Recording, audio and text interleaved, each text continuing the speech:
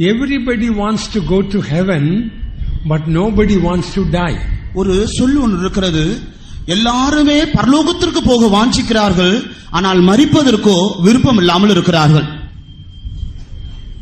One word that sinners and backsliders are terribly afraid, that word is death. ஒரு முக்கியமான ஒரு பதம் இருக்கிறது, பின்மாற்றக்காரர்கள் பாவிகள் எல்லாருமே இந்த வார்த்தை கேட்கும் பொழுது அவர்கள் பயப்படுகிறார்கள். அந்த வார்த்தை என்னவென்றால் மரணம். Sinners and backsliders don't like that word at all. பாவிகளும் பின்மாற்றக்காரர்களும் இந்த வார்த்தையை ஒருபொழுதும் அவர்கள் விரும்புகிறதே இல்லை. If you are afraid of that word, either you are a sinner or a backslider. நீங்கள் இந்த வார்த்தை கேட்கும் பொழுது உங்களுக்குள்ளே பயம் வருகிறது என்றால், ஒன்று நீங்கள் பாவிகளாய் இருப்பீர்கள், இல்லாவிட்டால் பின்மாற்றக்காரராய் இருப்பீர்கள். Today if you die, where will you spend your eternity? இன்று நீங்கள் மரித்தால் உங்களுடைய நித்தியத்தை எங்கு கழிப்பீர்கள்? You may be a member of this church or some church. ஒருவேளை இந்த சபையிலோ இல்லாவிட்டால் வேறு ஏதாவது சபையிலும் நீங்கள் அங்கத்தினராக இருக்கலாம். You may be a believer or a worker, an old worker or an old believer. இல்லாவிட்டால் விசுவாசிகளோ பழைய விசுவாசிகளோ ஊழியர்களோ பழைய ஊழியர்களோ இப்படியாக நீங்கள் இருக்கலாம். But today Jesus will call you, where will you spend your eternity? இன்று உங்களை இயேசு அழைப்பார் என்றால் உங்களுடைய நித்தியத்தை நீங்கள் எங்கு செலவிடுவீர்கள்? Only Jesus can fill your heart with peace and joy. இயேசு மாத்திரமே உங்களுடைய இதயத்தை சமாதானத்தினாலும் சந்தோஷத்தினாலும் நிரப்ப வல்லமையுள்ளவராய் இருக்கிறார். You may be loving Jesus, that is different from Jesus coming into your life.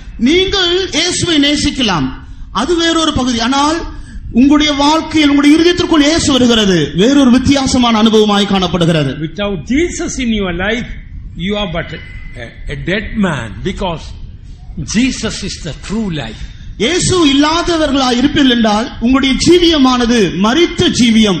ஏனென்றால் இயேசுவே நித்திய ஜீவனாய் உண்மையான ஜீவனாய் காணப்படுகிறார். Without Jesus in your life, you are but dying of hunger, because He is the bread of life. இயேசு இல்லாத வாழ்க்கை உங்களுடைய ஜீவியமாய் இருக்கும் என்ற வாழ்க்கையாய் இருக்கும் என்றால் நீங்கள் பசியினாலே மரித்துக் கொண்டே இருக்கிறீர்கள். காரணம் என்னவென்றால் ஜீவ அப்பம் இயேசுவாய் இருக்கிறார். Without Jesus in your life, you are dying of thirst, because Jesus is the fountain and spring of living water. உங்களுடைய ஜீவியத்தில் இயேசு இல்லாத ஒரு வாழ்க்கை செய்து கொண்டிருப்பீர்கள் என்றால் நீங்கள் தாகத்தினாலே மரித்து செத்துக் கொண்டே இருக்கிறீர்கள். காரணம் என்னவென்றால் இயேசு ஜீவ ஊற்றாக ஜீவ தண்ணீராகவே காணப்படுகிறார். Without Jesus in your life, you are but a man dying of sickness, because Jesus is the medicine and the healer divine. இயேசு இல்லாத வாழ்க்கை நீங்கள் செய்து கொண்டிருப்பீர்கள் என்றால் உங்களுடைய வியாதியிலே நீங்கள் மரித்துக் கொண்டே இருப்பீர்கள். ஏனென்றால் இயேசுதான் பரிகாரியாகவும் இருக்கிறார், அவரே உங்களுக்கு சுகத்தை தரக்கூடியவராய் அவர் காணப்படுகிறார். Without Jesus in your life, you are but a blind man groping in darkness, because Jesus is the true light. நீங்கள் இயேசு இல்லாத ஒரு வாழ்க்கை செய்து கொண்டிருப்பீர்கள் என்றால் நீங்கள் குருடராய் இருந்து அந்தகாரத்திலே தடவி கொண்டிருக்கிறவர்களாய் இருப்பீர்கள். ஏனென்றால் இயேசுவே ஜீவ ஒளியாக இருக்கிறார். Without Jesus in your life, you are like a deaf and dumb man cannot enjoy music or sing, because Jesus is the music and melody of heaven. இயேசு இல்லாத வாழ்க்கை செய்கிறவர்கள் காதுகள் இல்லாதவர்கள், வாய் இல்லாதவர்களாய் இருக்கிறார்கள். அவர்களுக்கு இசை சத்தமோ பாட்டு சத்தமோ ஒன்றும் கேட்பதில்லை, அவர்கள் பாடுவதும் இல்லை. காரணம் என்னவென்றால் இயேசுவே பாடலாக, இயேசுவே இசையாக, நித்தியமாக இருக்கக்கூடிய பாடலாகவும் இயேசுவே காணப்படுகிறார். Without Jesus in your life, you are like an ugly man, because Jesus is the one fairer than 10,000s, lily of the valleys, rose of Sharon, and the bright and morning star. இயேசு இல்லாத வாழ்க்கை நீங்கள் செய்து கொண்டிருக்கிறீர்கள் என்றால் நீங்கள் அழகற்றவர்களாக அசிங்கமானவர்களாய் காணப்படுவீர்கள். ஏனென்றால் இயேசு 1000-10,000 சிறந்தவரும் சாரோனின் ரோஜாவும் லீலி புஷ்பமாய் அழகுள்ளவராய் காணப்படுகிறார். Let the beauty of Jesus be upon us. நம்மேல் இயேசுவின் அழகு எப்பொழுதும் காணப்படட்டும்.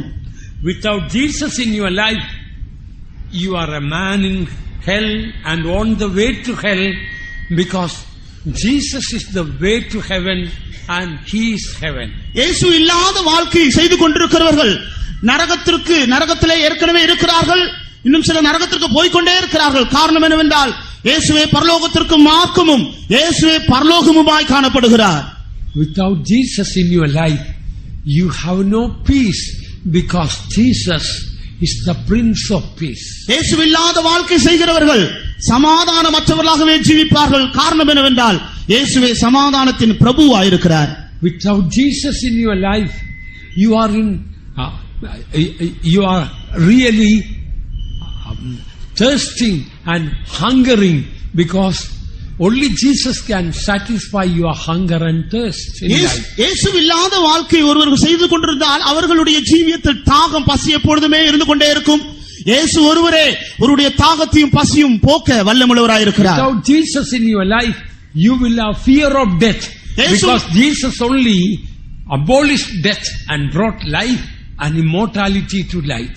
இயேசு உங்களுடைய ஜீவியத்தில் இல்லாமல் இருப்பார் என்றால் உங்களுக்கு மரண பயம் இருந்து கொண்டே இருக்கும். காரணம் என்னவென்றால் இயேசுவே மரணத்தை அவர் அழித்திருக்கிறார்.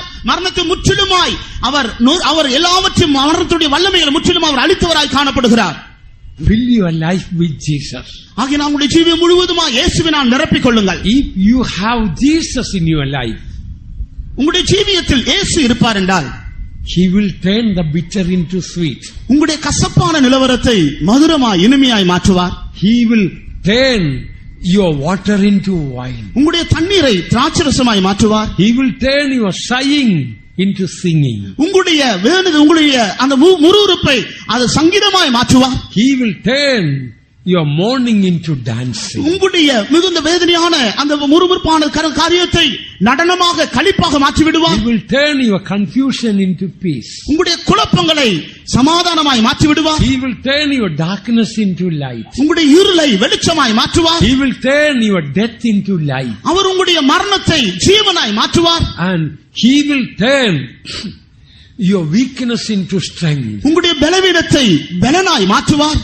He will turn your shame into glory. அவர் உங்களுடைய வெட்கத்தை மகிமையாய் மாற்றுவார். He will turn your filthiness into holiness. உங்களுடைய அசுத்தத்தை பரிசுத்தமாய் மாற்றுவார்.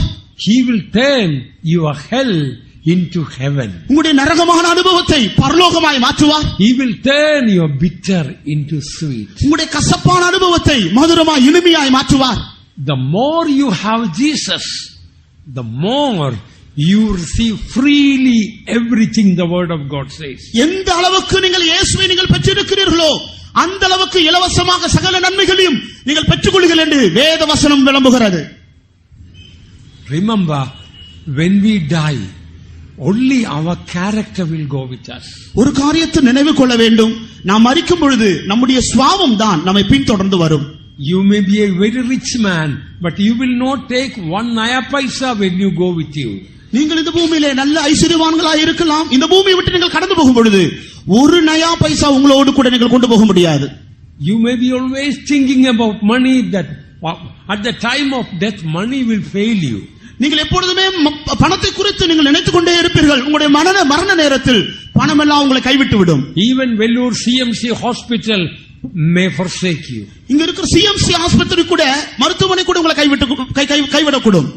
But Jesus will never forsake you. ஆனால் இயேசு ஒருபோதும் உங்களை கைவிட மாட்டார். You may be an educated man. ஒருவேளை நீங்கள் கல்வி அறிவு உள்ளவர்களாக இருக்கலாம். When you die, it doesn't go with you. நீங்கள் மரிக்கும் பொழுது அவைகள் உங்களை பின்தொடர்ந்து வராது. You may be a great man on this earth. இந்த பூமியிலே பெரியவர்களாக நீங்க இருக்கலாம். But when you die, your greatness of this world will not go with you. இந்த பூமியிலிருந்து நீங்கள் கடந்து போகும் பொழுது உங்களுக்கு மேன்மையான பெருமையான காரியங்கள் உங்களை தொடர்ந்து வராது. Only your character will go with you. உங்களுடைய சுபாவங்கள் மாத்திரமே உங்களை பின்தொடர்ந்து வரும். Therefore what we need now is the character of Christ. ஆகையினால் இப்பொழுது நமக்கு மிக முக்கிய தேவையான காரியம் என்னவென்றால் கிறிஸ்துவினுடைய குணாதிசயங்கள். Now we don't have that character of Christ. இப்பொழுது கிறிஸ்துவினுடைய சுபாவங்கள் நமக்குள் இல்லாமல் இருக்கும் என்றால் at the time of death we will mourn and cry and we will be greatly discouraged. நம்முடைய மரண நேரத்தில் கூக்குரலிடவும் முறையிடவும் மிகுந்த கலக்கத்தின் வழியாக நாம் கடந்து செல்ல வேண்டியதாய் காணப்படும். So many people, when they are healthy and strong, they are very happy. எத்தனையோ பேர் நல்ல சுக ஆரோக்கியத்தோடு பலத்தோடு இருக்கும் பொழுது மிகுந்த சந்தோஷத்தோடு ஜீவிக்கிறார்கள். Always we cannot guarantee good health and strength. எப்பொழுதுமே நல்ல சுக திடகார்த்தமான சரீரம் நல்ல பலனும் எப்பொழுதுமே நமக்கு இருக்காது. Suppose today the doctor says that you are given only 3 days to live.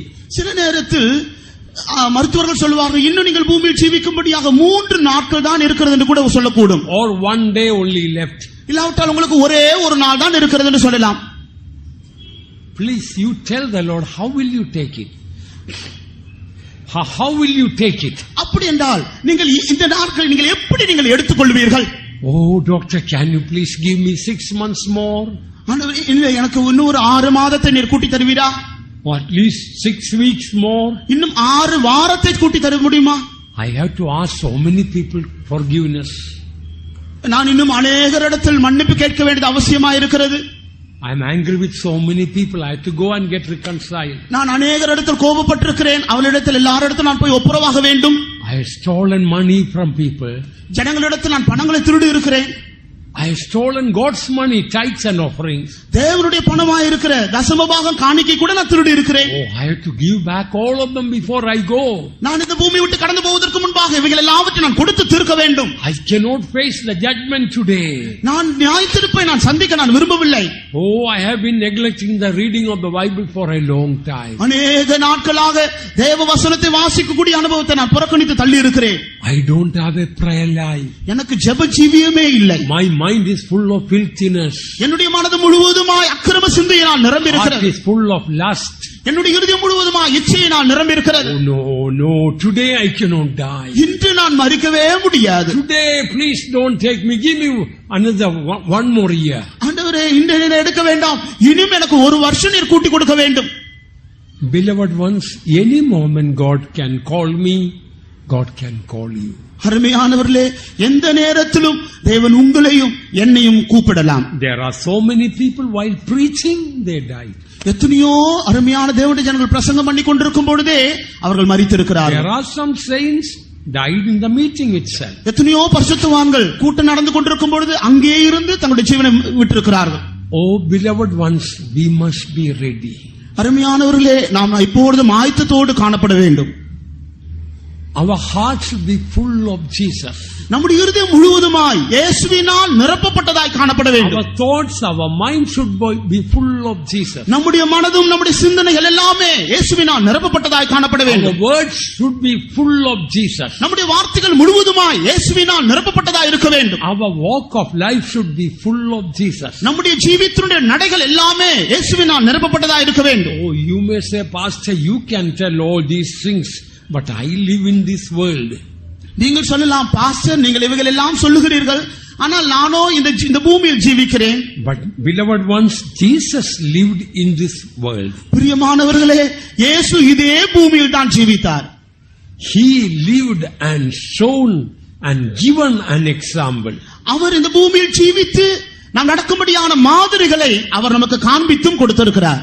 I tell you, living with Jesus, living for Jesus, living like Jesus is heaven.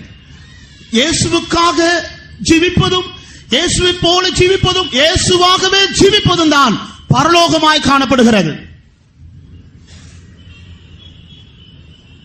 Today you must turn back. இன்று நீங்கள் உங்களுடைய ஜீவியத்தை நீங்கள் திரும்பி பார்க்க வேண்டும். You must repent. மனம் திரும்ப வேண்டும். Till the word heaven, when it comes, when you hear the word death, it should become sweet. உங்களுக்கு மரணம் என்கிற வார்த்தை கேட்கும் பொழுது மதுரமாய் காணப்படும் வரை மனம் திரும்பிக் கொண்டே இருக்க வேண்டும். Now many of you are afraid of that word, isn't it? Death is frightening. நீங்கள் அநேகர் மரணம் என்கிற வார்த்தை கேட்கும் பொழுதே அதிர்ச்சியுற்று பயப்படுகிறீர்கள் அல்லவா? May I humbly tell you, there is some sin in your life having a hold. That is why you are afraid of death. நான் மிகவும் தாழ்மையோடு சொல்லிக் கொள்கிறேன், உங்களுக்குள் ஏதாவது பாவமான காரியங்கள் பற்றி இருப்பதினால் நீங்கள் மரணம் என்கிற வார்த்தை கேட்கும் பொழுது பயப்படுகிறீர்கள். For saints, death is a sweet word. பரிசுத்தவான்களுடைய மரணம் என்று சொல்லுகிறது ஒரு இனிமையான ஒரு வார்த்தையாய் காணப்படுகிறது. For saints, death is a sweet word. பரிசுத்தவான்களுக்கு மரணம் என்று சொல்லக்கூடிய வார்த்தை இனிமையான வார்த்தையாய் இருக்கிறது. Death means depart from the body and to be present with the Lord. மரணம் என்று சொல்லுகிறது இந்த தேகத்தை விட்டு பிரிந்து நித்தியமாக தேவனோடு கூட வாசமாய் இருக்கக்கூடிய ஒரு அனுபவமாய் இருக்கிறது. If we live with Jesus today, நாம் இப்பொழுது இயேசுவோடு கூட ஜீவித்தால், living with Jesus for eternity will become sweeter. இயேசுவோடு கூட நித்திய காலமாக ஜீவிப்பது மிகவும் இனிமையாகவே காணப்படும். You may think, I have got a family, I have got little children to look after. How can I live today? இன்னும் நீங்கள் சொல்லலாம், எனக்கு மனைவி இருக்கிறார்கள், வளரும்படியான சிறிய பிள்ளைகள் இருக்கிறார்கள், இவைகளெல்லாம் விட்டு நான் ஜீவிக்க முடியும் என்று நீங்கள் கேட்கலாம். Jesus told, be ye also ready. இயேசு சொன்னார், நீங்களும் ஆயத்தமாயிருங்கள். I want to tell you simply how we can be ready today. நான் மிகவும் சுருக்கமாக நான் சொல்ல விரும்புகிறேன், இன்று நாம் எப்படி ஆயத்தமாக முடியும்? How can we be ready now? இன்று இந்த நேரத்தில் எப்படி நாம் ஆயத்தமாக முடியும்?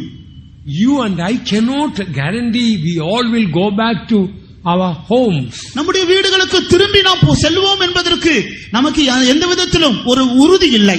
We may go to our eternal home. சிலவேளை நித்தியமான நம்முடைய வீட்டு வாசஸ்தலத்திற்கு கூட நாம் போக வேண்டியதாக இருக்கும். Is death frightening you today? இது மரணம் என்கிற வார்த்தை உங்களை பயமுறுத்திக் கொண்டிருக்கிறதா? You may be young or old. நீங்கள் ஒருவேளை வாலிப வயதோ இல்லாவிட்டால் வயதானவர்களாகவோ இருக்கலாம். Any time, once we are born to this earth, we have to leave this earth. இந்த பூமியிலே நாம் பிறந்தது உண்மை என்றால் என்றாவது ஒரு நாள் இந்த பூமியை விட்டும் நாம் கடந்து போக வேண்டும். If Jesus delays his coming, every one of us need a coffin. இயேசு வர தாமதிப்பார் என்றால் நம் ஒவ்வொருவருக்குமே சவப்பெட்டி தேவைப்படும். Those who are ready to die only are ready to live. மரிக்க ஆயத்தமாய் இருக்கிறவர்கள் மாத்திரமே தான் தேவனோடு கூட இருக்கவும் ஆயத்தமாய் இருப்பார்கள். Those who are ready to die only are ready to live. யார் மரிக்க ஆயத்தத்தோடு இருக்கிறார்களோ அவர்கள் தான் ஜீவிக்கவும் அவர்கள் ஆயத்தத்தோடு இருப்பார்கள். If you are not ready to die, you are not ready to live. மரிக்க உங்களுக்கு ஆயத்தம் இல்லாவிட்டால் ஜீவிக்கவும் உங்களுக்கு ஆயத்தம் இல்லை என்றுதான் அர்த்தம். Let me tell you why you are afraid of death. நீங்கள் ஏன் மரணம் என்கிற வார்த்தை கேட்கும் பொழுது பயப்படுகிறீர்கள் என்ற காரணத்தை நான் சொல்ல விரும்புகிறேன். Sin. பாவம். There is some sin having hold on your life. உங்களுடைய ஜீவியத்தில் ஏதாவது ஒரு பாவம் அது பற்றி பிடித்ததாக ஆளுகை செய்யக்கூடியதாக காணப்படுகிறது. Quite a number of people, unforgiving spirit is that sin. அநேக ஜனங்களுடைய ஜீவியத்திலே மன்னிக்க முடியாத சுபாவங்கள் அவளுக்குள்ள எப்போதும் போராடி கொண்டே இருக்கிறது. And very often this unforgiving spirit is in your own family. சில நேரங்களில் உங்களுடைய சொந்த குடும்பத்தில் கூட இந்த மன்னிக்க முடியாத சுபாவங்கள் கிரியை செய்யலாம். One believer sister was brought to the faith home being sick. ஒருமுறை ஒரு விசுவாசி சகோதரி வியாதி பலவீனத்தோடு விசுவாசி வீட்டிற்கு கொண்டு வரப்பட்டார்கள். Workers and believers fasted and prayed, but no deliverance for that sickness. ஊழியர்களும் விசுவாசிகளுமாக சேர்ந்து அந்த சகோதரிக்காக உபவாசித்து ஜெபித்தார்கள். ஆனாலும் அந்த வியாதியிலிருந்து அவளுக்கு சுகம் கிடைக்கவில்லை. Then finally Pastor Don asked that sister. கடைசியாக பாஸ்டர் டான் அவர்கள் அந்த சகோதரியிடத்தில் கேட்டார், Sister, is there anybody whom you have to forgive? நீங்கள் யாரையாவது மன்னிக்கும்படியாக யாராவது இருக்கிறார்களா என்று கேட்டார். Straight away she told, no, I have forgiven everyone. உடனே அவர்கள் சொன்னார்கள், இல்லை இல்லை நான் எல்லாரையும் மன்னித்து விட்டேன் என்று சொன்னார்கள். Then Pastor Don discerned and told, have you forgiven your husband? உடனே தன்னுடைய ஆவியில் ஏவப்பட்டு பாஸ்டர் டான் அவர்கள் கேட்டார்கள், உன்னுடைய புருஷனை கணவனாரை நீ மன்னித்திருக்கிறாயா? Immediately she had a shock.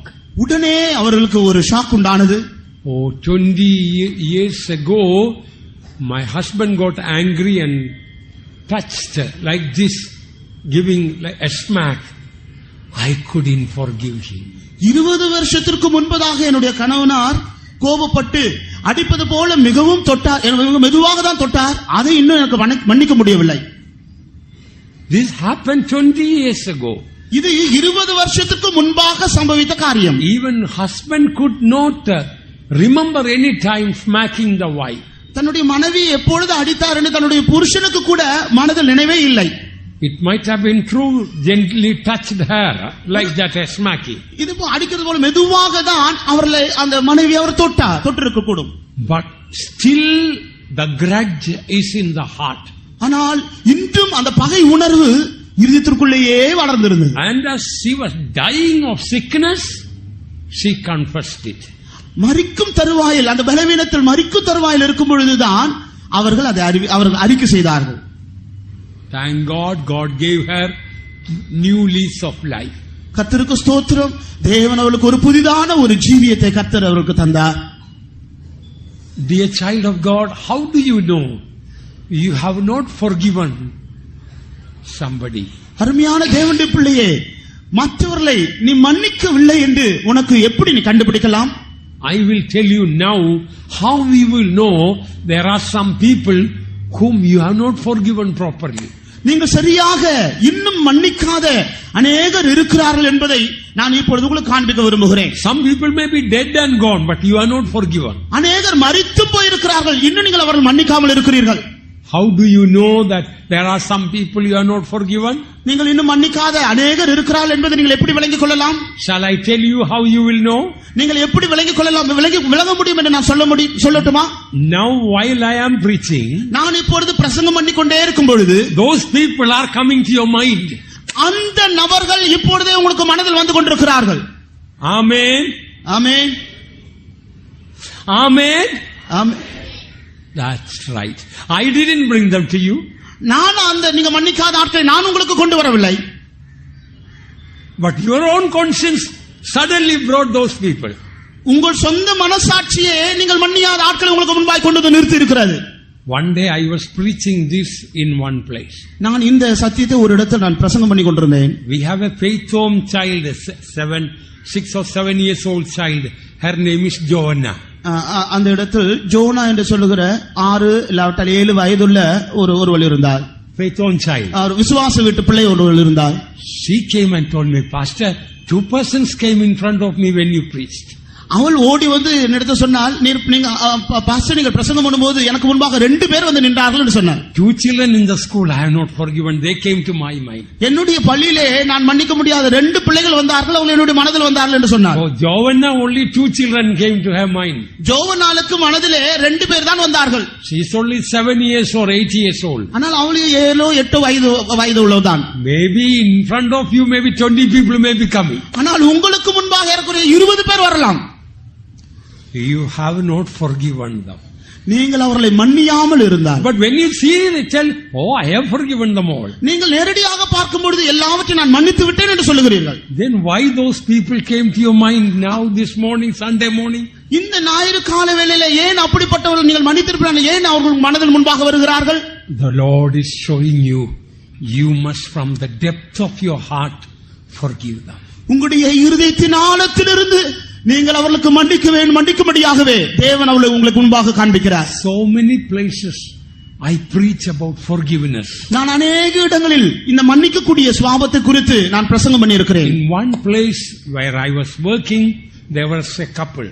ஒரு இடத்தில் நான் ஊழியம் செய்து கொண்டிருக்கும் பொழுது இந்த இடத்தில் ஒரு தம்பதிகள் இருந்தார்கள். They were not our believers but belonged to another Pentecostal church, but I knew them. அவர்கள் நம்முடைய சபையை சேர்ந்தவர்கள் அல்ல, அவர்கள் வேறொரு பெந்தகோஸ்து சபையை சேர்ந்தவர்கள், ஆனால் அவர்களை குறித்து எனக்கு நன்றாக தெரியும். Husband and wife, they got angry and they separated. புருஷனும் மனைவிக்கும் இடையிலே கோபம் வந்து அவர்கள் 2 பேரும் பிரிந்தார்கள். And the wife was having the children, husband was staying alone in another place. மனைவி தன்னுடைய பிள்ளைகளோடு கூட வேறொரு இடத்தில் இருந்தால், புருஷன் அவர் தனியாக வேறொரு வீட்டில் வாசமாயிருந்தார். I tried to reconcile them, but they both were not willing. நான் அவர்களை ஒப்புரவாக்கும்படியாக நான் முடிந்த மட்டும் நான் பிரயாசப்பட்டேன். ஆனால் அவர்கள் ரெண்டு பேருமே அதற்கு ஒத்துழைத்து வரவில்லை. They both had very good job. அவர்கள் ரெண்டு பேருக்குமே நல்ல வேலை இருந்தது. I think the wife was working like a head nurse or some senior nurse in the hospital. நான் அந்த மனைவி குறித்து நினைக்கிறேன், அவர்கள் ஒரு நல்ல பெரிய மருத்துவமனையிலே அவர்கள் ஒரு பிரதானமான ஒரு மருத்துவச்சியாக தான் அவர்கள் வேலை செய்து வந்தார்கள். But somehow they didn't want to be reconciled. ஆனால் அப்படிப்பட்டவர்கள் ஒப்புரவாகும்படியாக அவர்கள் எந்த அளவுக்கு அவர்கள் விரும்பவில்லை. They couldn't forgive one another. Some small things. அவர் சில காரியங்கள் தான், ஆனால் அவைகளை மன்னித்து மறக்கும்படியாக ஒருவருக்கொருவர் விருப்பமே இல்லாமல் இருந்தார்கள். I am very sad to say. ஆனால் சொல்லும்படியாக மிகவும் நான் வெட்கப்படுகிறேன். One day the son was driving with the little sister. ஒரு நாள் அந்த அவங்களுடைய மகன் தன்னுடைய இளைய தங்கச்சியை வைத்துக் கொண்டு அந்த காரை ஓட்டிக் கொண்டு போய் கொண்டிருந்தார். Suddenly a crash and they both died. திடீரென்று ஒரு விபத்திற்குள்ளாக சிக்கி அந்த ரெண்டு பேருமே அதே இடத்தில் மரித்து விட்டார்கள். I think the son was still alive, dying, taken to the hospital. நான் நினைக்கிறேன் அந்த மகன் மரிக்கும் தருவாயில் கடைசி மூச்சு அந்த நேரத்தில் இருக்கும் பொழுது அவனை ஒரு மருத்துவமனைக்கு கொண்டு போனார்கள். It was his own mother in the casualty ward looked and saw my son. அந்த இடத்திலே அந்த அந்த பிரதானமான சிகிச்சை உடனடியாக சிகிச்சை செய்யக்கூடிய அந்த இடத்திலே தன்னுடைய தாய் தான் இருந்தார்கள். அந்த மகனை கண்டவுடனே ஐயோ என்னுடைய மகனாயிற்று என்று அதிர்ச்சியுற்றார்கள். She almost fainted. உடனே அவர்கள் மயக்கமுற்று விழுந்து விட்டார்கள். Before the funeral, husband and wife, they knew this happened because we have unforgiving spirit. They got reconciled before the funeral. அந்த மரிக்கும் தருவாய் அடக்கம் பண்ணுவதற்கு முன்பதாக அவர்கள் நினைத்தார்கள் எங்கள் ரெண்டு பேருக்கும் இடையே இருக்கிற மன்னிக்க முடியாத சுபாவத்தின் நிமித்தமாக தான் இப்படிப்பட்ட பயங்கரமான பேரிழப்பு வந்திருக்கிறது. நடக்க முடிவதற்கு முன்பதாக ரெண்டு பேரும் ஒப்புரவாக வேண்டும் என்கிற சிந்தை அவளுக்குள்ள உண்டானது. Because of their unforgiving spirit, one day they lost both the children. அவளுடைய மன்னிக்க முடியாத சுபாவத்தின் நிமித்தம் ஒரே நாளிலே அவளுடைய ரெண்டு பிள்ளைகளையும் அவர்கள் இழந்து விட்டார்கள். Matthew chapter 18 says that if you don't forgive one another, not only you will suffer, your family will suffer. மத்தேயு 18 அதிகாரத்தில் நாம் வாசிக்கிறோம், மன்னிக்க முடியாத சுபாவமுடையவர்கள் நீங்கள் மாத்திரம் கஷ்டப்படுவதில்லை, உங்களுடைய முழு குடும்பமுமே வேதனைப்படக்கூடியதாய் காணப்படும். The master calls and says, bind and bring everyone and put them in prison. எஜமான் சொல்லுகிறான், அந்த குடும்பத்தில் இருக்கிற எல்லாரையுமே கட்டி கொண்டு வந்து அவர்களை காவலில் வையுங்கள். Matthew 18:25 says, but for as much as he had not to pay, his Lord commanded him to be sold and his wife and children and all that he had and payment to be made. மத்தேயு 18 அதிகாரத்துடைய 25 வசனம் சொல்லுகிறது, கடனை தீர்க்க அவனுக்கு நிர்வாகம் இல்லாதபடியால் அவனுடைய ஆண்டவன் அவனையும் அவனுடைய பெண் ஜாதியும் பிள்ளைகளையும் அவனுக்கு உண்டான எல்லாவற்றையும் விற்று கடனை தீர்க்கும்படி கட்டளையிட்டான் என்று நாம் வாசிக்கிறோம்.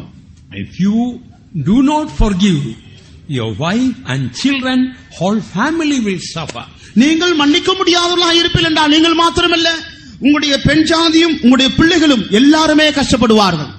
Many times I have found while dying only some people will ask forgiveness. Till that time their proud spirit will not allow them to ask forgiveness. நான் பார்த்திருக்கிறேன், அநேகர் மரிக்கும் தருவாயில் தான் மன்னிப்பு கேட்கும்படியாக அவர்கள் துணிகிறார்கள்.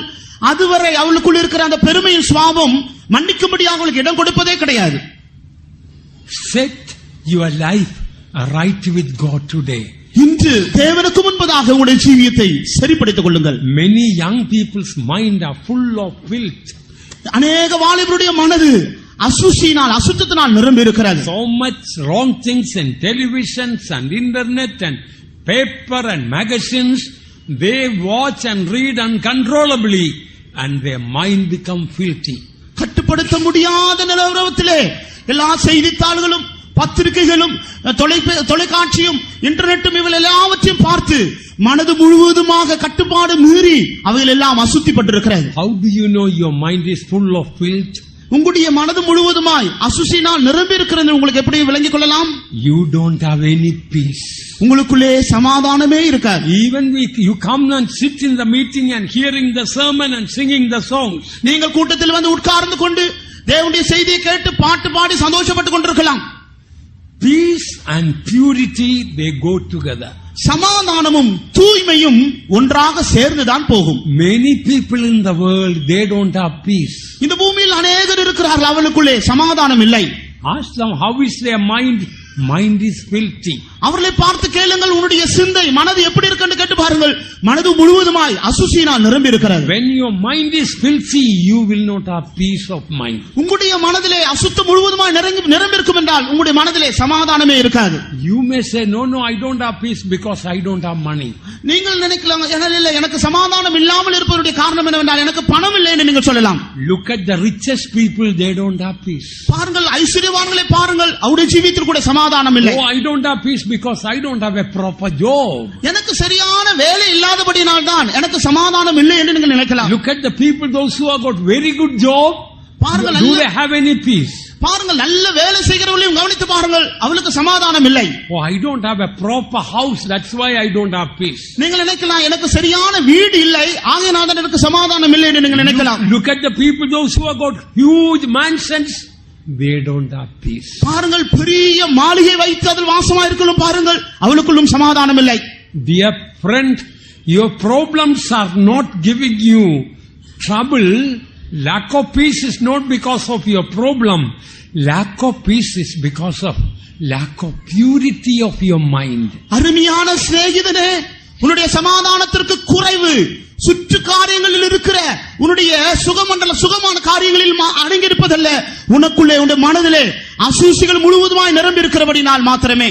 If you bring to the foot of the cross all your filthy mind and ask the blood of Jesus to wash you, you will receive perfect peace of mind. உங்களுடைய அசுசி நிறைந்த உங்களுடைய சிந்தனை முழுவதுமாக இயேசுவின் கல்வாரியினுடைய பாதத்தடியை நீங்கள் கொண்டு வரவில்லை என்றால், இயேசுவின் விலையேறப்பட்ட ரத்தத்தினால் உங்களுடைய சிந்தனை முழுவதுமாய் மனதை கழுகி முழுவதுமாய் சமாதானத்தினாலே உங்களை நிரப்புவார். Refuse to be defiled by this world. இந்த பூமியினாலே அசுசிப்படக்கூடிய காரியங்கள் இருந்து தப்பும்படியாக அவைகளை எதிர்த்து நிற்க வேண்டும். I hear nowadays even newspapers are full of filth. நான் இப்பொழுது கேள்விப்பட்டிருக்கிறேன், இப்பொழுது வெளிவருகிற எல்லா செய்தித்தாள்களுமே அசுசியினால் அசுத்தத்தினால் நிரம்பிதான் காணப்படுகிறது. I am not against newspapers. நான் செய்தித்தாள்களுக்கு நான் எதிர்த்தவர்கள் அல்ல. But anything that is defiling your mind, you must avoid. உன்னுடைய மனதை கெடுக்கும்படியான காரியங்கள் எதுவா இருந்தாலும் அவைகளை நீங்கள் விட்டு நீங்கள் விலக வேண்டும். One look has no sin. ஒரு பார்வை பாவம் அல்ல. But the second time again looking, that is the look of sin. இரண்டாவது முறை திரும்பவும் பார்க்கிற பார்வைதான் பாவத்தின் பார்வை. Because we have got eyes, we may look at anything as we walk. நமக்கு கண்கள் இருக்கிறபடினால் நாம் நடந்து போகிற வழியிலே எல்லாவற்றையும் நாம் காண்கிறோம். But then again you look back with curiosity. Remember that second look is the look of sin. நீங்கள் வாஞ்சியோடு கூட பார்த்த காரியத்தை இரண்டாம் விசை திரும்ப பார்க்கிறீர்களே, அவைகள் தான் பாவத்தினால் உண்டாக்கப்பட்ட பாவ கண்களாய் காணப்படுகிறது. Even the desire to have a second look, there is sin inside. இரண்டாவது முறை பார்க்கும்படியாக உங்களுடைய இதயத்திற்குள் உண்டாகிற வாஞ்சை அது பாவத்தினால் உண்டாகக்கூடியதாய் காணப்படுகிறது. You are a child of the king. நீங்கள் ராஜாவுடைய பிள்ளைகளாய் இருக்கிறீர்கள். You are the child of the king of kings and the lord of lords and the god of gods. ராஜாதி ராஜா, கர்த்தாதி கர்த்தர், தேவாதி தேவனுடைய பிள்ளைகளாய் நீங்கள் ஒவ்வொருவரும் காணப்படுகிறீர்கள். Word of God says you are a royal priesthood. வேத வசனம் சொல்கிறது நீங்கள் ராஜரீக கூட்டமாய் காணப்படுகிறீர்கள். A holy nation. பரிசுத்த ஜனம். A chosen generation. தெரிந்தெடுக்கப்பட்ட ஜாதி. Called to show forth the praises of him who has called you out of darkness into his marvelous light. அந்தகாரத்தின் இருளில் அதிகாரத்திலிருந்து ஆச்சரியமான வெளிச்சத்திற்கு கொண்டு வந்தவருடைய புண்ணியங்களை அறிவிக்கும்படியாக. Do you have a zeal for holiness? பரிசுத்தத்திற்கான ஒரு வைராக்கியம் உங்களுக்குள் இருக்கிறதா? Do you pray, Lord, don't take me to heaven till the last spot from my heart is gone from me. ஆண்டவரே, என்னுடைய இதயத்தின் ஆழத்தில் இருக்கிற கடைசி அசுசமான கடைசி ஒரு புள்ளி வரை என்னுடைய ஜீவியத்திலிருந்து போகும் வரை ஆண்டவரே என்னை எடுக்க கூடாதுன்னு நீ ஜெபித்திருக்கிறாயா? There was a saint many years ago, he died in England. England தேசத்திலே அநேக வருஷத்திற்கு முன்பாக மகிமைக்குள் பிரவேசித்த ஒரு பரிசுத்தவான் இருந்தார். His name, some of you perhaps old believers and workers may know, Pastor C.H. Joseph. அநேகர் அந்த பரிசுத்தவானை குறித்த விசுவாசிகள், பழைய விசுவாசிகள், புதிய விசுவாசிகள் அறிந்திருக்கலாம். அவருடைய பெயர் C.F. ஜோசப் என்பது. He used to say about Christian life, அவர் எப்பொழுதுமே கிறிஸ்தவ ஜீவியத்தை குறித்து அவர் சொல்லுவார். that Christ-like character, கிறிஸ்துவை போன்ற கிறிஸ்துவாகவே இருக்கக்கூடிய சுபாவம், transparent character, பளிங்கு கொப்பான சுபாவம். he lived that life. அவர் அப்படிப்பட்ட ஒரு ஜீவியத்தை அவர் இந்த பூமியில செய்தார். Before he died, what he did was he knelt down on the floor, raised the hand to heaven and prayed, and then he slept in the Lord. அவர் மரிப்பதற்கு முன்பாக அவர் செய்த காரியம் என்ன தெரியுமா? அவர் முழங்கால் படியிட்டு தன்னுடைய கரத்தை வானத்திற்கு நேராக உயர்த்தி அவர் ஜெபித்துக் கொண்டு அதற்கு பிறகுதான் மகிமைக்குள்ளே பிரவேசித்தார். Your death will show the life you lived on earth. உன்னுடைய மரணமானது இந்த பூமியில நீ எப்படி ஜீவித்தாய் என்பதை அது காண்பிக்கக்கூடியதாய் காணப்படும். While you are living on earth, you can pretend to be a holy, humble person. இந்த பூமியில நீ ஜீவிக்கும் பொழுது ஒரு பரிசுத்தமான ஆளை போல, தாழ்மையான ஆளை போல நீ நடித்துக் கொண்டிருக்கலாம். But listen, when you die, you cannot pretend. ஆனால் ஒரு காரியத்தை நீங்கள் கவனியுங்கள், கேளுங்கள். மரிக்கும் பொழுது யாரும் நடித்து காட்ட முடியாது. Nobody can pretend while dying. மரிக்கும் பொழுது ஒருவருமே நடிக்கவே முடியாது. Our real character or color will be revealed that time. நம்முடைய சுயமான ரூபம், சுய நிறம், சுய சுபாவம் அந்த நேரத்தில் வெளிப்படும். Therefore, beloved ones, we must love a spotless, pure life. ஆகையினால் பிரியமானவர்களே, எந்த விதமான கரைத்துறை இல்லாத அந்த புள்ளி கூட இல்லாத ஒரு சுத்தமான ஒரு ஜீவியத்தை நாம் மிகவும் அதிகமாய் விரும்புவோமாக. Examine your life. Is there anyone in your own family you have to forgive? உங்களுடைய சொந்த குடும்பத்திலேயே நீங்கள் மன்னிக்கும்படியாக யாராவது இருக்கிறார்களா என்று நீங்கள் ஆராய்ந்து பாருங்கள். Outside you may say, I have forgiven.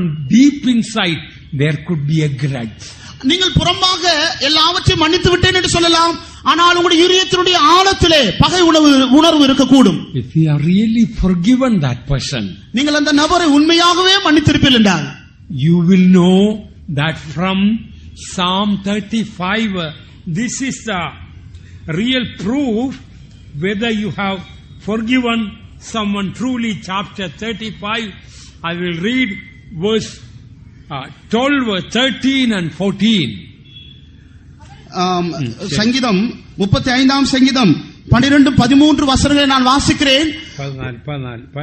12-13-14 வசனங்களை வாசிக்கிறேன். இதிலிருந்து நீங்கள் ஒரு நபரை முற்றிலுமாய் மன்னித்திருக்கிறீர்களா இல்லையா என்பது நீங்கள் இதிலிருந்து நீங்கள் விளங்கிக் கொள்ளலாம்.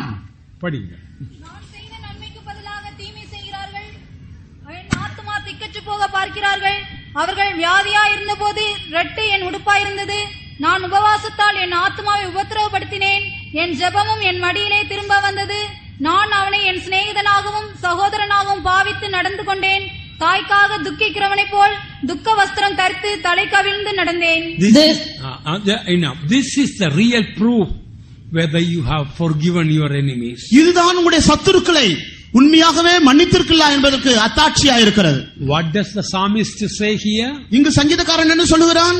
When my enemies were sick, என்னுடைய சத்துரு வியாதியா இருந்த பொழுது, the people who hated me when they became sick, என்னை பகைத்தவர்கள் பலவீனமா வியாதியா இருந்த பொழுது, I fasted and prayed for them as if I am fasting and praying for my mother who is sick. என்னுடைய தாய் எவ்விதமாய் பலவீனமாய் இருக்கும் பொழுது நான் உபவாசித்து ஜெபிப்பேனோ அதே போல அவர்களுக்காக நான் ஜெபித்தேன். You know, you may not love anybody more than your mother, isn't it? நீங்கள் உங்களுடைய தாயை பார்க்கலும் வேற யாருமே நீங்கள் அதிகமாய் நேசிக்க மாட்டீர்கள் அல்லவா? See what the psalmist says. The real forgiveness and love here we find in this text. இந்த நாம் வாசித்த பதத்தில் உண்மையான மன்னிப்பு, உண்மையான அன்பும் என்ன என்று நாம் விளங்கிக் கொள்கிறோம். Those who hated me when they became sick, என்னை பகைத்தவர்கள் வியாதியா இருந்த பொழுது I fasted and prayed for them. நான் அவர்களுக்காக உபவாசித்து ஜெபித்தேன். Like one who is fasting and praying for his own mother who was sick. தாய்க்காக துக்கித்து நடக்கிறவனை போல நான் அவர்களுக்காக நான் மிகவும் உபவாசித்து ஜெபித்தேன். I ask you, have you done like that?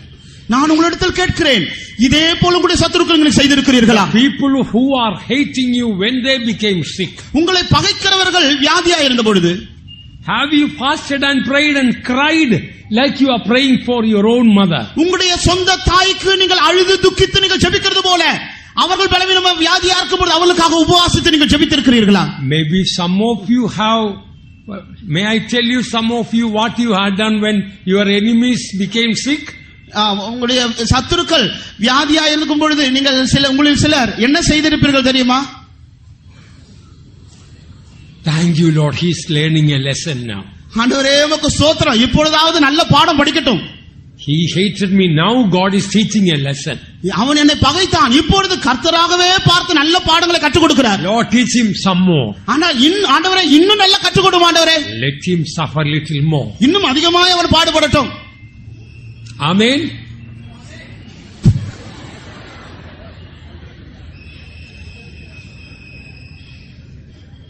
In Africa there was a Christian. Africa தேசத்திலே ஒரு கிறிஸ்தவர் இருந்தார். And he lived in a round, small, thatched hut. அவர் ஒரு வட்டமான ஒரு சிறிய ஒரு அந்த கூடாரமா அந்த குடிசையிலே அவர் வாசமாயிருந்தார். Next door there was a witchcraft doctor living. அந்த வீட்டுக்கு அடுத்த வாசல் மந்திரவாதம் செய்யக்கூடியவருடைய வாசலா வீடாயிருந்தது. That witch doctor was angry with the Christian. அந்த மந்திரவாதம் செய்கிறவர் இந்த கிறிஸ்தவரை பார்த்து மிகவும் கோபப்பட்டார். He did so many things to kill him, but none of them worked. அந்த கிறிஸ்தவரை கொல்லும்படியாக தன்னால் முடிந்தவரை எல்லாவற்றையும் செய்து பார்த்தார், ஆனால் ஒரு காரியமும் பலிக்கவில்லை. I tell you, if you live a clean life, no witchcraft can affect you. நான் ஒரு காரியத்தை உங்களுக்கு சொல்லுகிறேன், ஒரு தூய்மையான ஒரு ஜீவியத்தை நீங்கள் செய்வீர்கள் என்றால் எந்த காரியமும் உங்களை பாதிக்காது. If you are a child of God, blood of Jesus will be all around you. நீங்கள் தேவனுடைய பிள்ளைகளாக இருப்பீர்கள் என்றால் இயேசுவின் இரத்தம் உங்களை சுற்றிலுமாய் ஒரு மதிலாய் இருந்து காக்கும். You don't need to be afraid of the devil. Devil will be afraid of you. பிசாசை கண்டு நீங்கள் பயப்பட அவசியமில்லை, உங்களை கண்டு பிசாசு பயப்படுவான். And finally, a number of times, although the witch doctor tried to kill him with his magic, nothing worked. So for one day, he set fire to the heart of the Christian. கடைசியாக தன்னால் முடிந்தவரை இந்த மந்திரவாதம் செய்யக்கூடியவர் பல விதத்திலே தன்னால் அவரை கொல்லும்படியாக பிரயாசப்பட்டார். எதிலுமே பலனில்லாதபடியினால் கடைசியாக அந்த குடிசை அவர் கொளுத்தி விட்டார். But thank God, the Christian saw that and he put out the fire. கர்த்தருக்கு ஸ்தோத்திரம், அவர் திடீரென்று தன்னுடைய குடிசை தீப்பற்றி எரிகிறதை பார்த்து உடனே தண்ணீர் ஊற்றி அதை அணைத்து விட்டார். Second time again, one day the witch doctor set fire to the hut. இரண்டாம் முறை திரும்பவும் அந்த மந்திரவாதம் செய்யக்கூடியவர் திரும்பவும் அந்த குடிசையில் தீ வைத்து விட்டார். Second time also the Christian put out the fire. இரண்டாம் முறை கூட அந்த கிறிஸ்தவன் அந்த தன்னுடைய கூடாரத்தில் எரிந்து கொண்டிருந்த அந்த நெருப்பை அணைத்து விட்டார். And one day, third time, again that witch doctor set fire to his hut. மூன்றாம் முறை திரும்பவும் அந்த மருத்துவர் அந்த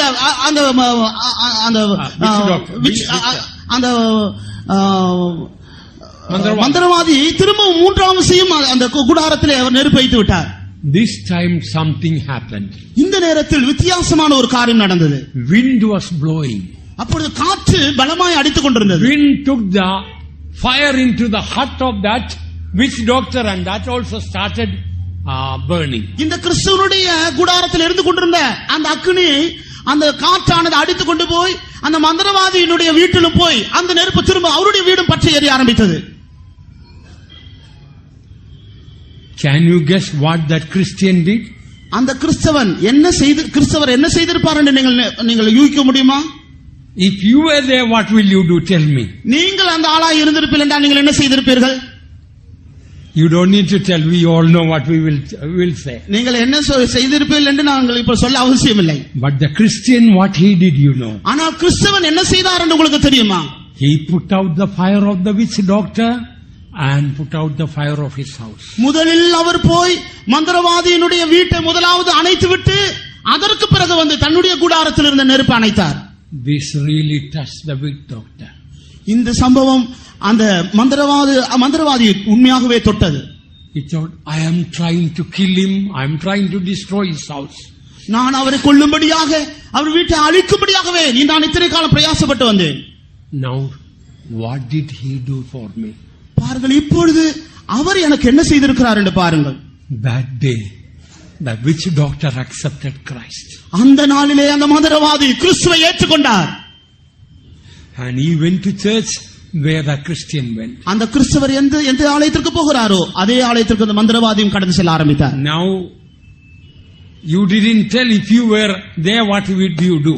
இப்பொழுது நீங்கள் அந்த இடத்தில் இருந்திருப்பீர்கள் என்றால் நீங்கள் என்ன செய்திருப்பீர்கள்? God is good.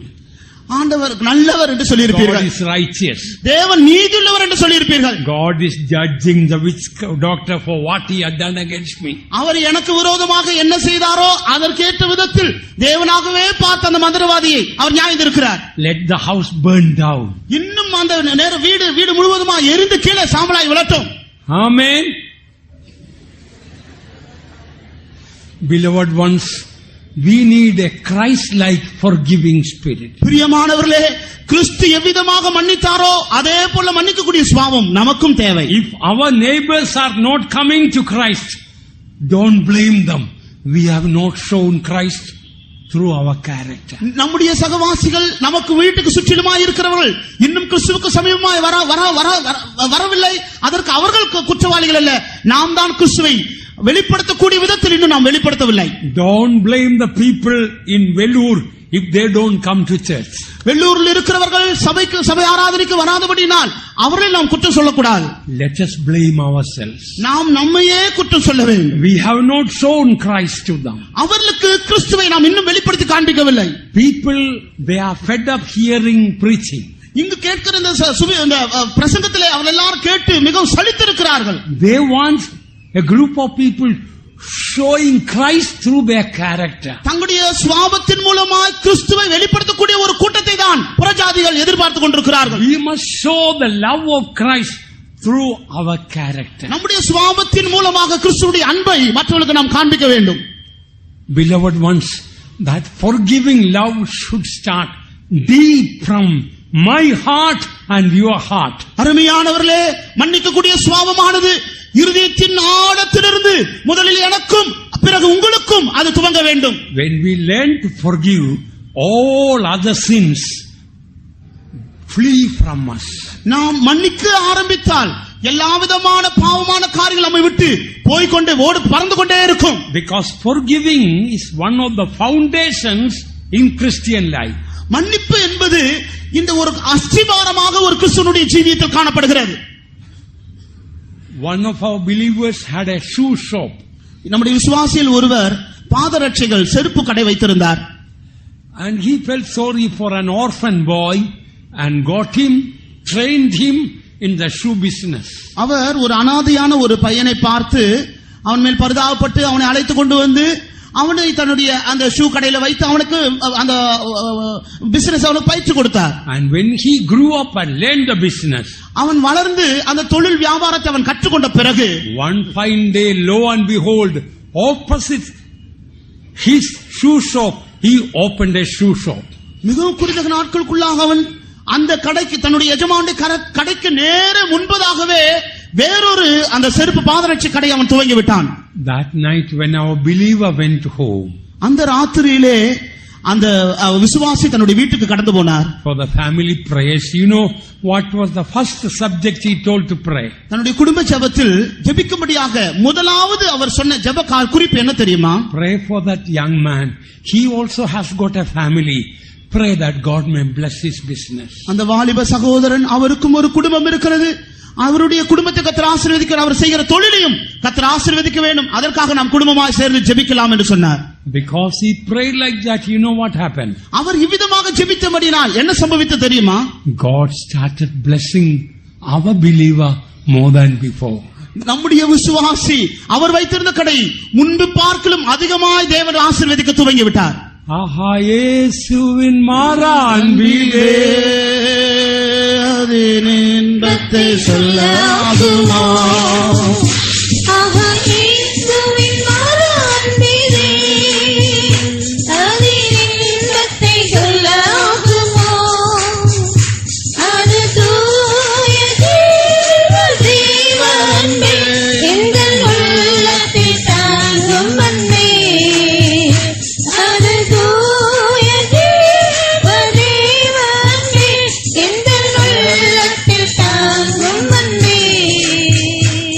Dear child of God, பிரியமான தேவனுடைய பிள்ளையே, I don't want to preach too long.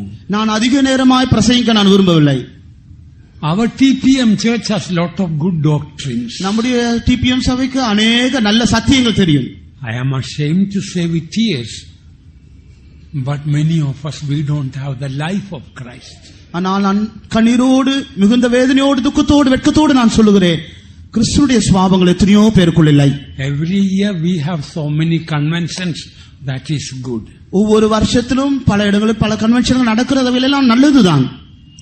But it is time for us to show Christ to this ungodly world. இந்த தேவனே அற்ற இந்த உலகத்திலே கிறிஸ்துவை நாம் வெளிப்படுத்துகிறவர்களாய் நாம் காணப்பட வேண்டும். People cannot see Christ, but they can see us. Let us show Christ through our life. ஜனங்கள் நேரடியாகவே கிறிஸ்துவை காண முடியாது. நம் மூலமாக நம்முடைய சுபாவத்தின் மூலமாக ஜனங்கள் கிறிஸ்துவை காணலாம். People may not be reading Bible, ஜனங்கள் வேதத்தை வாசிக்காமல் இருக்கலாம். but they are reading our life. ஆனால் அவர்களோ நம்முடைய ஜீவியத்தை நிருபங்களாக வாசிக்கிறார்கள். Let our life become a Bible readable to all. நம்முடைய ஜீவியமானது ஒரு வேதமாக மற்றவர்கள் வாசிக்க கூடியதாக புறஜாதிகளுக்கு காணப்படுவதாக. Before I close, let me say one more matter and close my words. நான் முடிப்பதற்கு முன்பதாக வேறொரு முக்கியமான ஒரு காரியத்தை சொல்லி நான் முடிக்க வாஞ்சிக்கிறேன். Suppose you keep some sin in your life till the moment of your death. உங்களுடைய மரணம் வரை உங்களுடைய ஜீவியத்திற்குள் ஏதாவது பாவங்களை நீங்கள் ஒளித்து வைத்திருப்பீர்கள் என்றால், there are some sins you never repented, confessed, brought out and renounced. உங்களுடைய ஜீவியத்தில் சில பாவங்கள் நீங்கள் அறிக்கை செய்யாமல் வெளியே கொண்டு வராமல் அவைகள் எல்லாவற்றை விட்டு விடாமல் உங்களை தூய்மைப்படுத்த முடியாமல் சில பாவங்கள் உங்களுக்குள்ளே இருக்கலாம். At the time of death, you know what will happen. உங்களுடைய மரண நேரத்தில் என்ன நடக்கும் தெரியுமா? These sins will not remain sins. இந்த பாவங்கள் பாவங்களாகவே காணப்படாது. These sins will become stings to sting your soul, spirit and body. இந்த பாவங்கள் எல்லாம் ஒரு கூராக மாறி உங்களுடைய ஆவி, ஆத்மா, சரீரத்தை முற்றிலுமாய் குத்தக்கூடிய கூராக மாறிவிடும். If you have hidden 10 sins in your life, உங்களுடைய ஜீவியத்திற்குள்ளே 10 பாவங்கள் மறைந்திருக்கும் என்றால், those 10 sins at the time of death will not remain as sins. They will become stings to sting your spirit, soul and body. நீங்கள் மரிக்கும் நேரத்தில் அந்த பாவங்கள் பாவங்களாகவே இருக்காது. உங்களுடைய ஆவி, ஆத்மா, சரீரத்தை குத்தக்கூடிய முள்ளுகளாக, கூராக அது மாறிவிடும். Where do we read that? இதை குறித்து நாம் எங்கு வாசிக்கிறோம்? 1 Corinthians 15, 55 and 56. முதலாம் கொரிந்தியர் 15ஆம் அதிகாரம் 55 56 வசனங்களை நாம் வாசிக்கிறோம். மரணமே, where is thy sting, O grave, where is thy victory? The sting of death is sin, and the strength of sin is the law. மரணமே உன் கூர் எங்கே?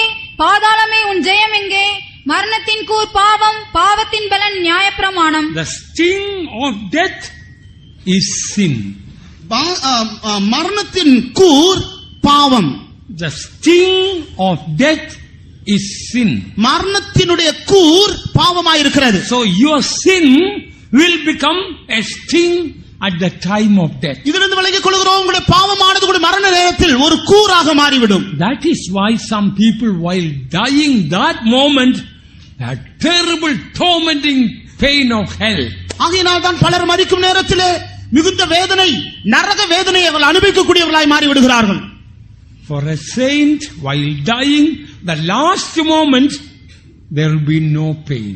பரிசுத்தவான் மரிக்கும் பொழுது அந்த கடைசி நேரத்திலே அவனுக்கு எந்த விதமான வேதனையுமே இருக்காது. Saints may have sickness and weaknesses. பரிசுத்தவான்களுக்கு கூட சில பலவீனங்கள் வியாதிகள் வரக்கூடும். Pastor Don was dying in last August 19.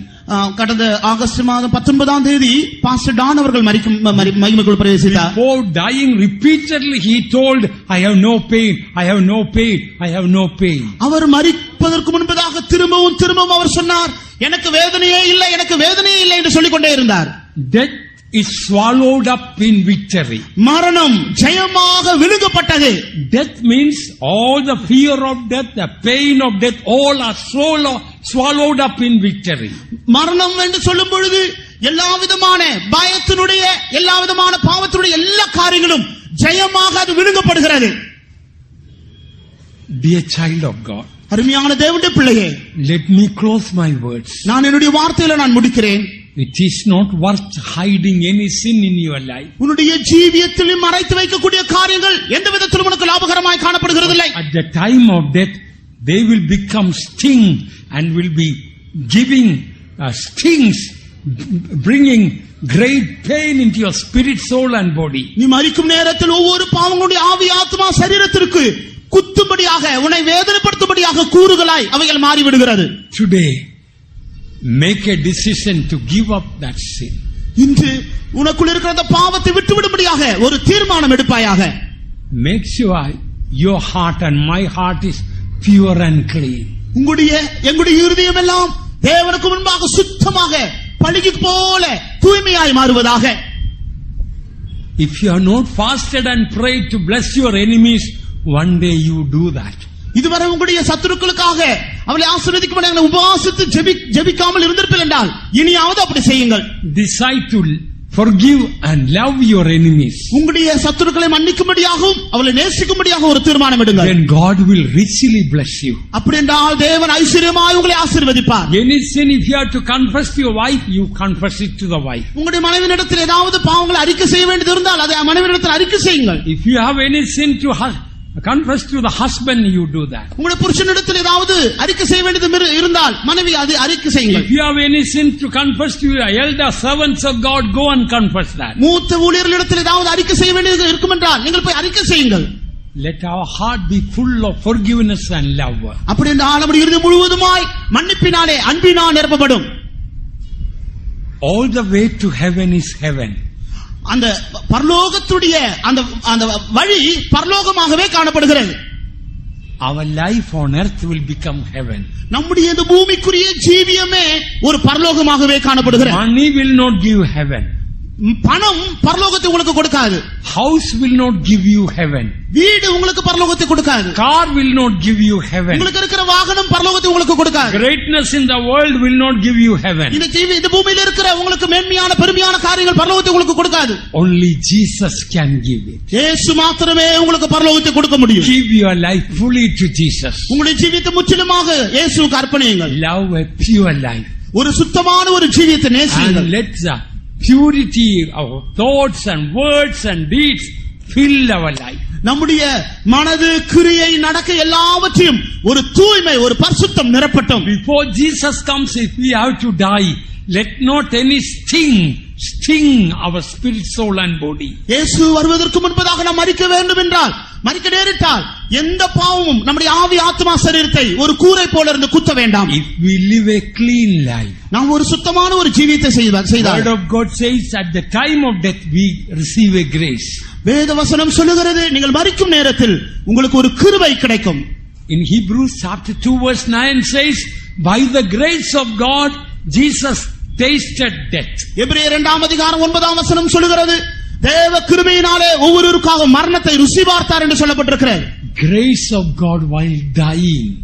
நாம் மரிக்கும் பொழுது கூட தேவ கிருபை நம்மை சந்திக்கும். Today if we live in the grace of God, இப்பொழுது நாம் தேவ கிருபையினால் நாம் ஜீவிக்கிறோம். while dying also we love the grace of God. நாம் மரிக்கும் பொழுது கூட தேவனுடைய கிருபை நம்மை சந்திக்கும். When Jesus comes, there will be a grace that will change our wild body into a glorious body. இயேசு வெளிப்படும் பொழுது ஒரு கிருபை வெளிப்பட்டு நம்முடைய அழிவுக்குரிய இந்த சரீரத்தை மகிமையுள்ளதாக, கனமுள்ளதாய் மாற்றிவிடும். May the Lord bless us. தேவன் தாமே நம்மை ஆசீர்வதிப்பாராக. கல்வாரியின் அன்பின் வெள்ளமே, கரை புரண்டு ஓடுதல் நிலே,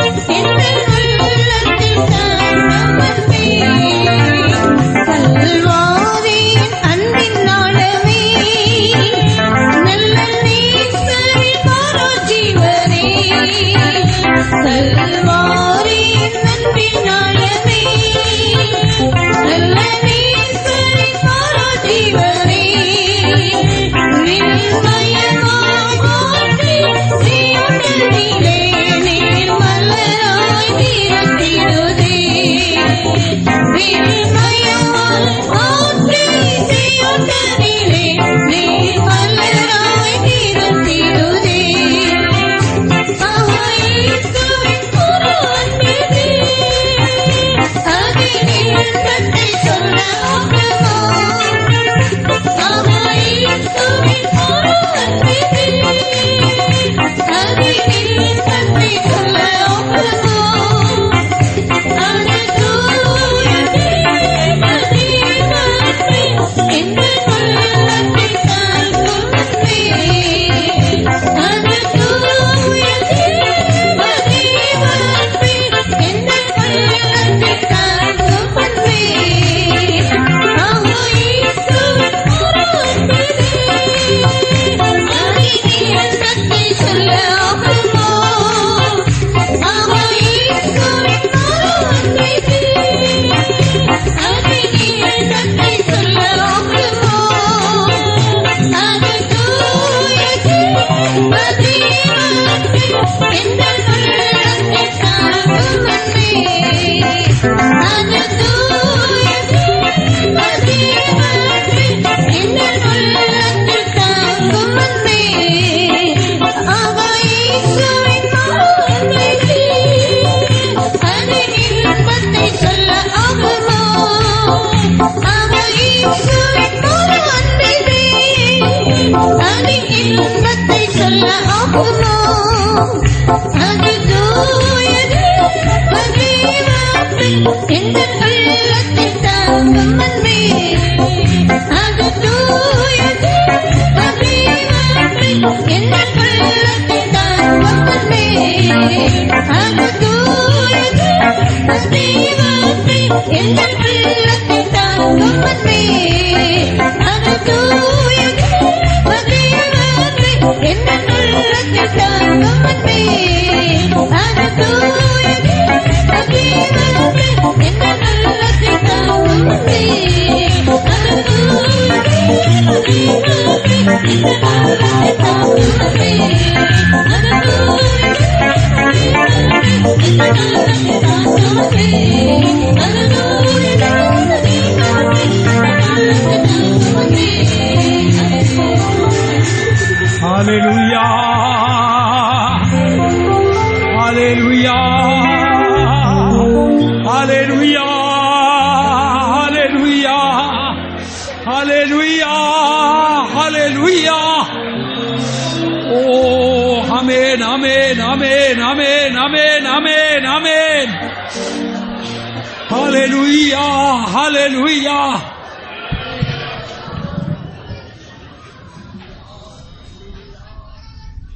Shall we all stand up? I really believe the grace of God is here. நம்ம எல்லோரும் எழும்பி நிற்போம். தேவனுடைய கிருபை இங்கு இருப்பதை நான் உணர்கிறேன். Oh, even the last moment, dying moment, that grace will come upon us.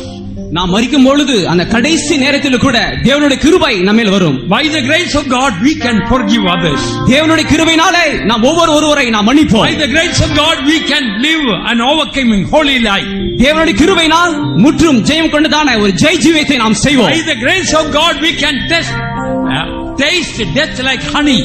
தேவனுடைய கிருபையினால் நம்முடைய மரணத்தை நாம் ஒரு தேனை ருசி பார்ப்பதை போல நாம் ருசி பார்ப்போம். All be filled with the grace of God. நாம் எல்லோரும் தேவனுடைய கிருபையினால் நிரப்பப்படுவோமாக. All be filled with the grace of God. தேவனுடைய கிருபையினால் நாம் ஒவ்வொருவரும் நிரப்பப்படுவோமாக.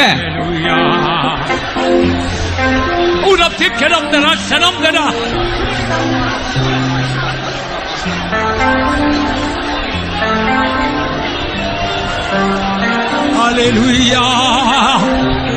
Hallelujah. Hallelujah. Amen. Praise Thee. Praise Thee. Hallelujah. Hallelujah. Hallelujah. Hallelujah. Hallelujah. Praise Thee. Praise Thee. Praise Thee. Praise Thee. Praise Thee.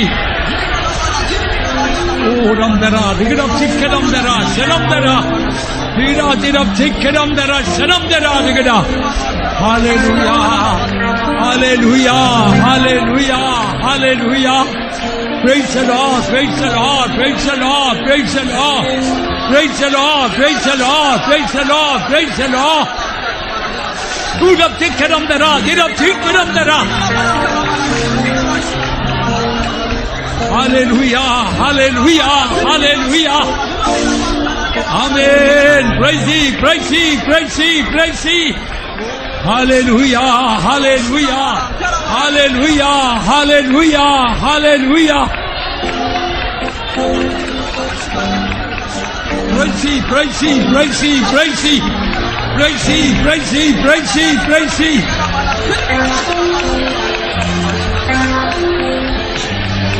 Hallelujah. Hallelujah, hallelujah, hallelujah, hallelujah. By the grace of God we can live a holy life. தேவனுடைய கிருபையினால் நாம் ஒரு பரிசுத்த ஜீவித்தை செய்யலாம். By the grace of God we can forgive and love our enemies. தேவனுடைய கிருபையினால் நம்முடைய சத்துருவை மன்னித்து நம்மால் சிநேகிக்க முடியும். By the grace of God our end can become better than our beginning. தேவனுடைய கிருபையினால் நம்முடைய முடிவு நம்முடைய ஆரம்பத்தை பார்க்கலும் சிறந்ததாக இருக்கும். Believe in the grace of God. தேவனுடைய கிருபையின் மேல் நீங்கள் விசுவாசியுங்கள். Believe in the grace of God. தேவனுடைய கிருபையை விசுவாசியுங்கள். Hallelujah.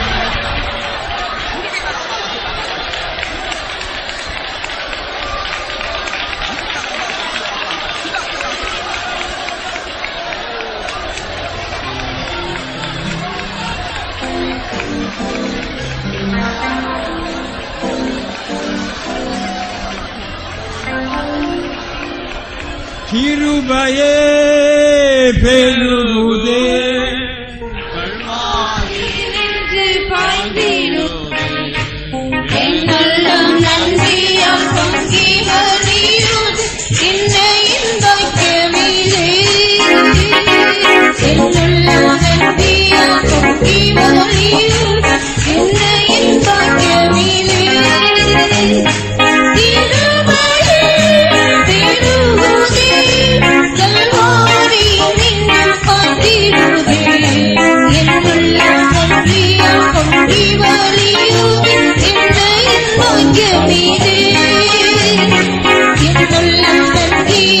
பொங்கி வழியுது என்னையும் பாக்கியமிது என்னுள்ளம் நன்றியால் பொங்கி வழியுது என்னையும் பாக்கியமிது என்னுள்ளம் நன்றியால் பொங்கி வழியுது என்னையும்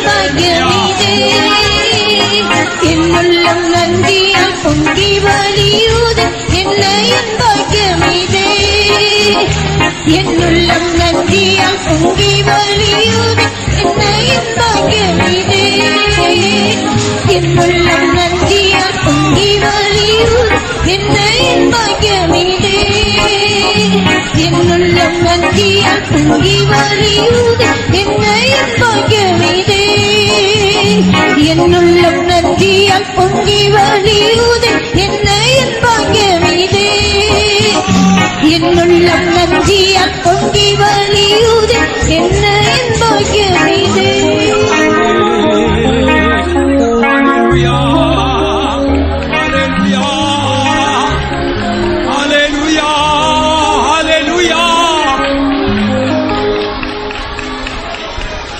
Amen, amen, amen, amen, amen, amen, amen, amen.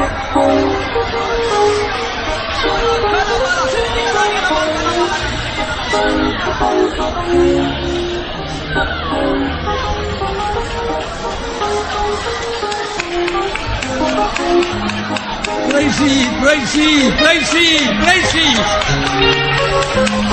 Ula tikkiram dara shanam dara digada.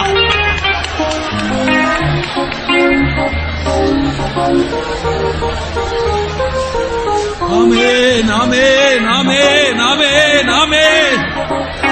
Ula tikkiram dara shanam dara. Amen. Amen, amen, amen, amen, amen, amen. Urab dikkaras, irab dikkaram dera.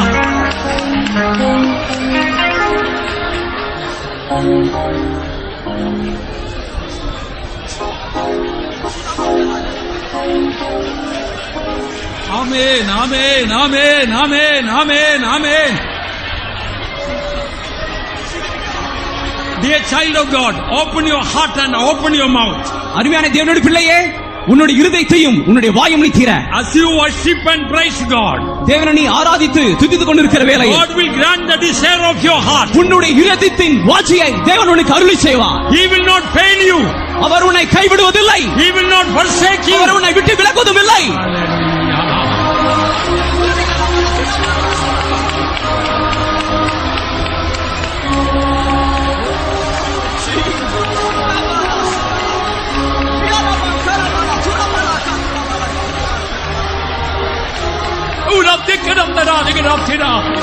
Oh, Ramdara, Ramdara, Hallelujah, Hallelujah, Hallelujah.